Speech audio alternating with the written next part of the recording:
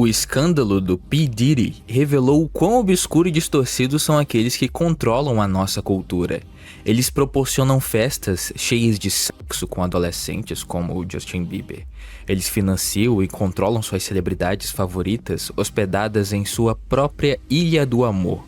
E lá, ele tira as pessoas do radar. Além das festas assustadoras, ainda derruba grandes músicos por trás dos panos. Tudo isso ainda é teoria e as pessoas só começaram a falar mais a respeito do assunto agora. Mas agora que P. Diddy está sob custódia, as provas indicam que sua situação é realmente perturbadora. A verdade é que só o tempo dirá o que vai acontecer, mas o fato de que isso venha ocorrendo secretamente mostra o quanto a elite é capaz de fazer coisas horríveis sem que ninguém perceba. Essas atrocidades já têm décadas e só recentemente descobrimos sobre o caso de Epstein, por exemplo. Finalmente a verdade está se revelando diante de nossos olhos. Bom, eu particularmente não conhecia o Diddy, porém não é de se admirar que esse escândalo tenha acontecido. Dentro da cultura do rap é impressionante o quanto existem verdadeiros casos de família acontecendo nessa indústria. Sério, é como se cada música de um rapper fosse um exposed do Digo. O mais recente e popular foi o exposed que o Kendrick Lamar fez com o Drake sobre o fato de que o Drake gostava de ficar com meninas menores de idade. Tudo isso só reiterando o ponto de que, sim, a elite de Hollywood é bastante nojenta. Quando esses artistas são revelados por outros artistas em suas músicas, isso costuma fazer uma grande confusão dentro da indústria. Mas veja, se rappers têm o hábito de expor comportamentos ruins de seus colegas da indústria, por que ninguém nunca tentou expor as coisas de Diddy? Bem, na verdade até que fizeram, porém o rapper tinha uma incrível capacidade de silenciar essas pessoas. Esse rapper, ele era influente e ele conhecia celebridades poderosas, Jay-Z, Beyoncé, Snoop Dogg e até o Justin Bieber. Andar com a elite cultural às vezes te dá uma proteção sobre o olhar do público, afinal se ele anda com pessoas tão influentes e populares, não deve estar fazendo algo tão ruim.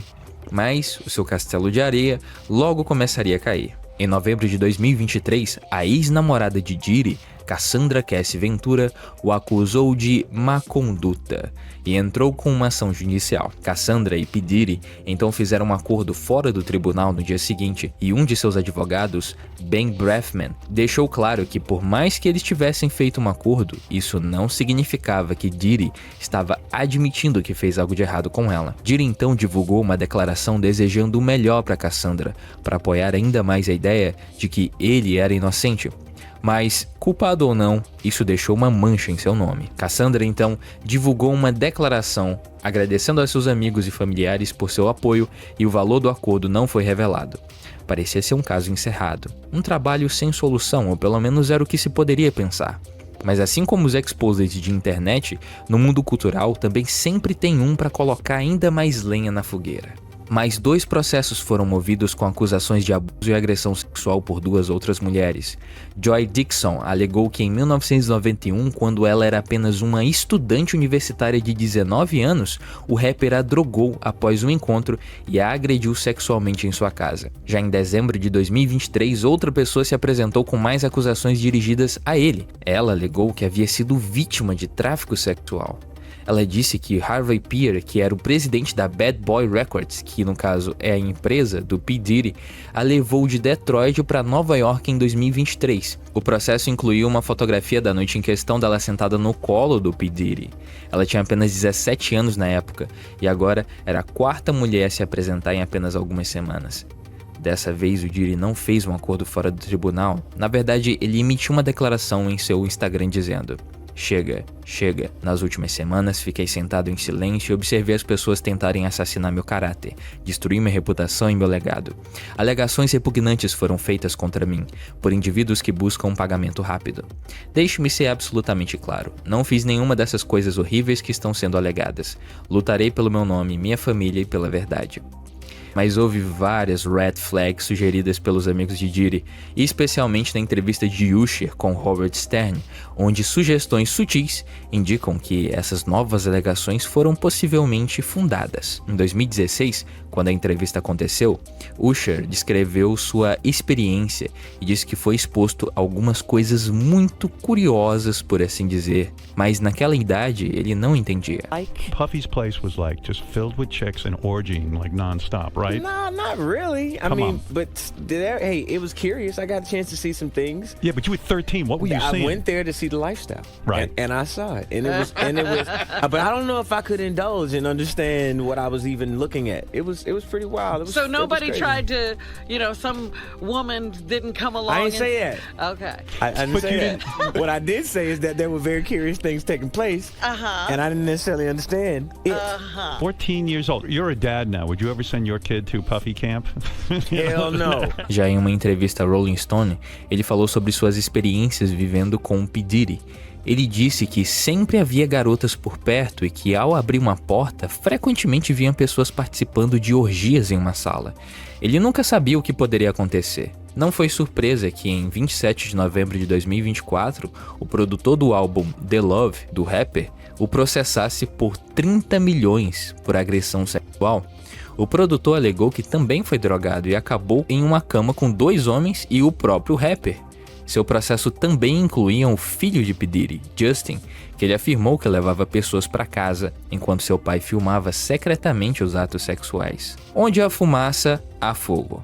P. Diddy agora tenta desesperadamente apagar os incêndios, à medida que mais e mais pessoas começam a apontar suas ações. P. Diddy realmente admitiu que documentava tudo em sua vida, o que faz com que qualquer ato sexual possa ter sido gravado, e o medo dessa exposição impede que algumas vítimas se apresentem.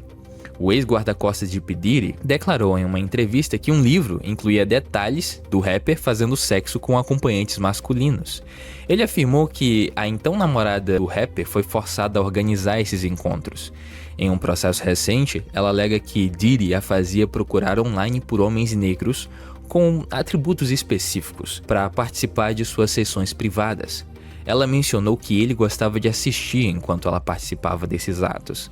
Além disso, o próprio rapper exigia que as pessoas envolvidas usassem máscaras para esconder suas identidades de Cassie, a namorada na época, o que explicaria por que em 25 de março de 2024, as casas de P. Diddy em Los Angeles e Miami foram invadidas pelas autoridades do Departamento de Segurança Internacional de Nova York. Essa operação fazia parte de uma investigação sobre tráfico sexual conduzida pelo Distrito Sul de Nova York, possivelmente motivado pelas denúncias de 5 vítimas, uma delas sendo um homem que optou por permanecer anônimo. Durante a invasão, os investigadores apreenderam armas e o telefone de P. Diddy.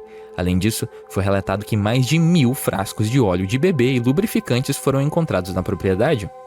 Embora essa descoberta pareça incomum, ela é totalmente incriminadora, reforçando os rumores sobre festas sexuais que duravam dias, nas quais mulheres eram drogadas e havia presença de acompanhantes masculinos.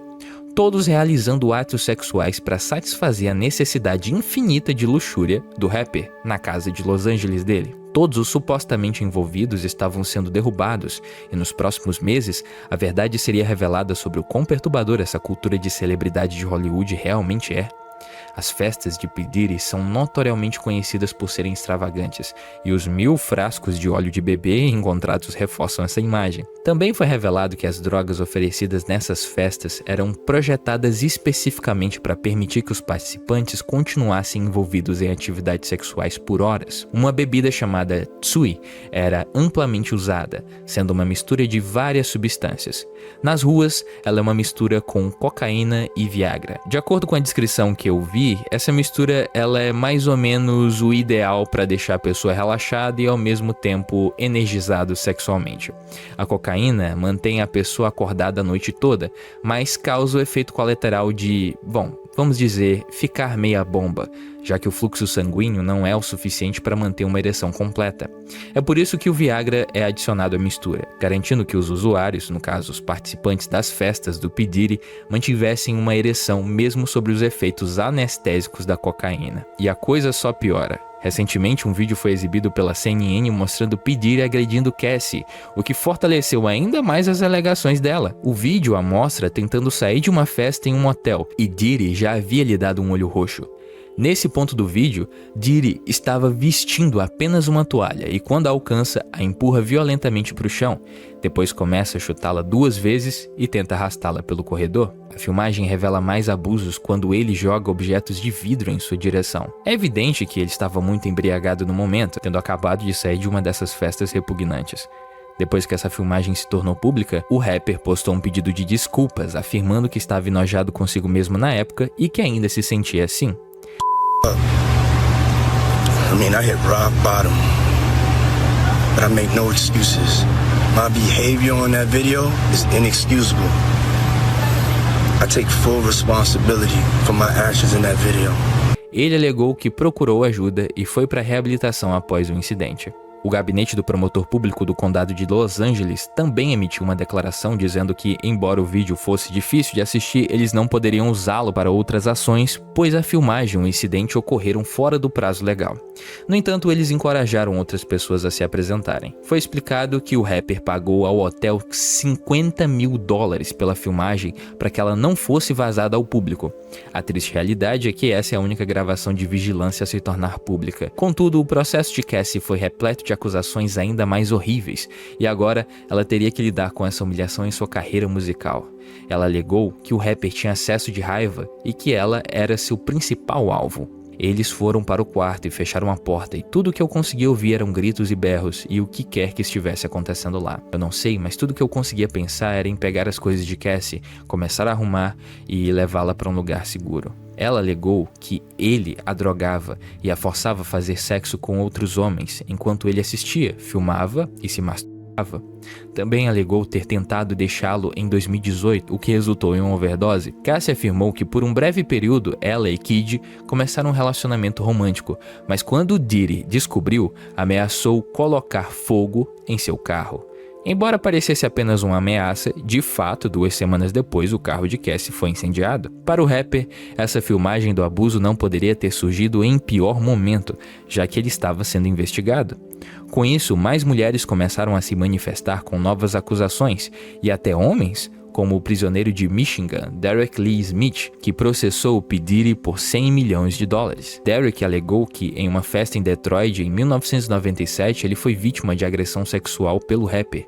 Quando essas acusações começaram a surgir, as pessoas passaram a perceber que o rapper era apenas a ponta de um iceberg gigante de uma enorme conspiração em Hollywood. Eminem, conhecido por expressar suas opiniões de forma polêmica em seus raps, recentemente soltou uma frase em seu curta faixa de diss, direcionada principalmente a Machine Gun Kelly, que levantou a possibilidade do envolvimento de P. Diddy em 2 assassinatos.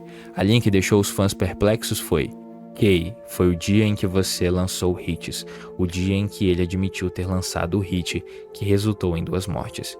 Que foi seguido de: estou apenas brincando, Diddy, você sabe que eu te amo. Muitos fãs compartilham as suspeitas levantadas por Eminem.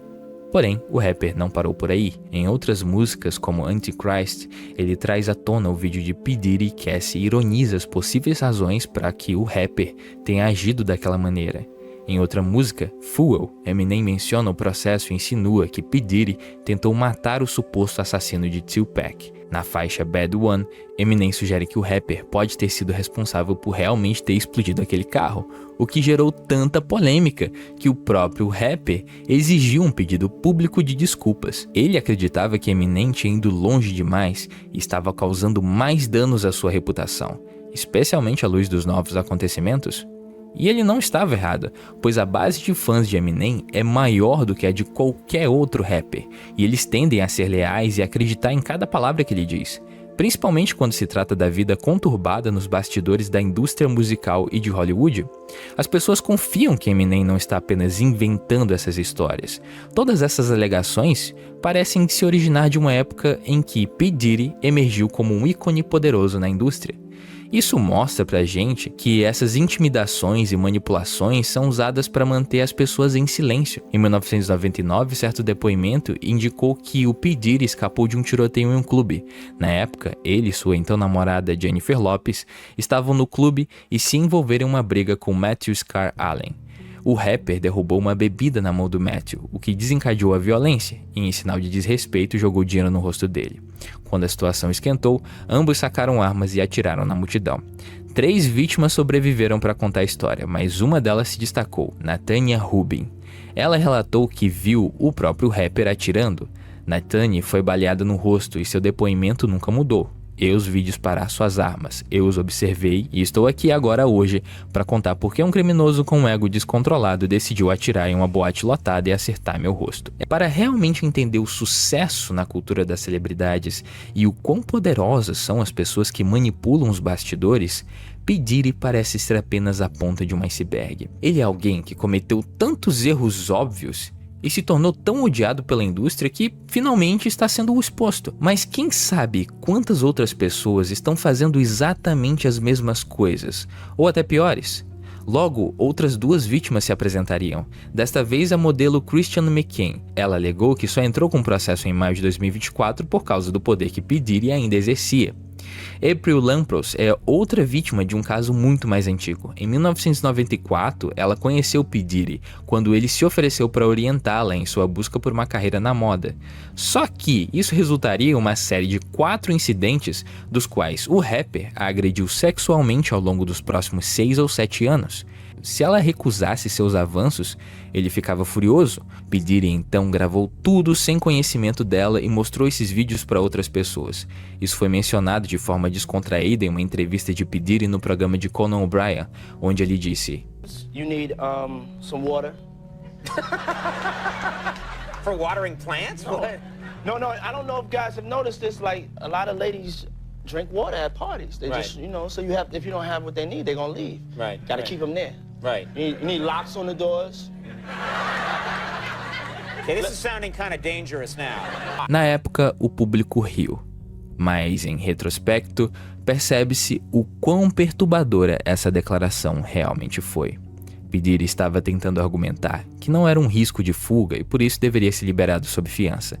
Seus advogados apelaram, oferecendo 50 milhões no dia 18 de setembro, mas o juiz negou a fiança. Agora, o rapper está detido no Centro de Detenção Federal de Brooklyn, conhecido por ser um inferno na Terra. É a mesma prisão que abrigou R. Kelly, que enfrentou acusações semelhantes, e Jeffrey Epstein, antes de ser encontrado morto. Com o segundo recurso negado, P. Diddy foi colocado em observação. Seus advogados afirmam que lutarão contra isso, pois acreditam que ele é inocente. Mas a defesa acredita ter um caso sólido. Muitas celebridades estariam com medo de falar contra P. Diddy, temendo as filmagens que os federais podem ter e que poderiam expô-los. Por exemplo, foi relatado que Justin Bieber está tão chocado com os crimes de P. Diddy que não quer falar sobre o assunto. Justin se afastou completamente. Isso levanta a questão sobre os horrores que podem ter ocorrido nos bastidores, dos quais talvez nunca saibamos completamente. Quando questões complicadas assim surgem, é importante que se aguarde investigações judiciais adequadas para verificar a veracidade das alegações e que se evite tirar conclusões precipitadas ou espalhar informações não confirmadas. A mídia, especialmente a sensacionalista, frequentemente amplifica casos como esse, o que pode distorcer a realidade dos fatos. Mas, fato é que esse caso mostra como o mundo das celebridades pode ser verdadeiramente perturbador, com pessoas poderosas manipulando os bastidores, controlando a indústria. Se você não se adequa ao sistema, pode ser facilmente chantageado, tornando quase impossível saber o que realmente está acontecendo. No entanto, com mais pistas surgindo, as pessoas estão começando a despertar para a terrível realidade da indústria do entretenimento.